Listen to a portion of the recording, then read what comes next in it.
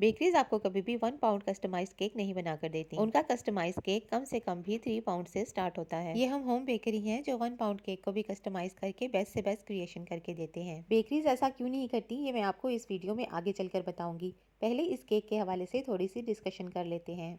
इस केक को लेकर कस्टमर की कोई खास डिमांड नहीं थी, बस उन्होंने मुझे कहा था कि it's a girl theme cake हो और केक बहुत ही सिंपल सा हो और केक के ऊपर कांग्रेट्स लिख दीजिएगा क्योंकि उन्हें ये केक कहीं पर लेकर जाना है। तो मैंने डिसाइड किया कि मैं इस केक को व्हाइट एंड पिंक थीम में बनाऊंगी और इस पर कुछ फॉन्डेंट के छोटे छोटे से टॉपर्स ऐड कर दूंगी और एक इट्स अ बेबी का कार टॉपर भी ऐड कर दूंगी और कांग्रेट्स मैं इस पर क्रीम से लिखूंगी। लेकिन जिस टाइम मैं केक बना रही थी तो मुझे ऐसा लगा कि क्योंकि मैं इस पे फॉन्डेंट के कटआउट्स लगा रही हूँ तो क्यों ना मैं इस पे कांग्रेट्स भी फॉन्डेंट से ही लिख दूँ। तो फिर मैंने ऐसा ही किया और कांग्रेट्स भी मैंने फॉन्डेंट से ही लिख दिया। तो चलिए अब वीडियो की मेन पॉइंट की तरफ आते हैं कि बेकरी वाले 1 पाउंड केक को क्यों नहीं कस्टमाइज करते। क्योंकि बेकरीज वालों को लगता है कि केक 1 पाउंड का हो या 3 पाउंड का, उनके एफर्ट और टाइम तो उतना ही लगता है और फॉन्डेंट के टॉपर्स जितने 3 पाउंड केक पर लगेंगे उतने ही 1 पाउंड केक पर भी लगेंगे। उनकी कॉस्ट भी बढ़ जाएगी और केक भी ओवरवेट हो जाएगा और प्रॉफिट का मार्जिन बहुत ही कम रह जाएगा। सच तो ये है कि जितनी भी कोशिश कर लें 1 पाउंड कस्टमाइज केक अपने वेट में 1 पाउंड से ज्यादा ही होता है। इसीलिए तो हम होम बेकर्स के केक अपने रिक्वायर्ड वेट से हमेशा ज्यादा ही होते हैं। और ये बात हकीकत है कि हम होम बेकर्स अपनी क्रिएटिविटी को लेकर इतने ज्यादा पैशनेट होते हैं कि सम टाइम क्रिएटिविटी के चक्कर में हम प्रॉफिट मार्जिन को तो भूल ही जाते हैं। मेरे साथ तो अक्सर ही ऐसा होता है कि मेरा केक अपने रियल वेट से ज्यादा का ही होता है। अगर 1 पाउंड का केक बनाऊंगी तो वो 1 पाउंड से ज्यादा का ही होगा। अगर 2 पाउंड का केक बनाऊंगी तो वो 2.5 पाउंड तक चला जाएगा।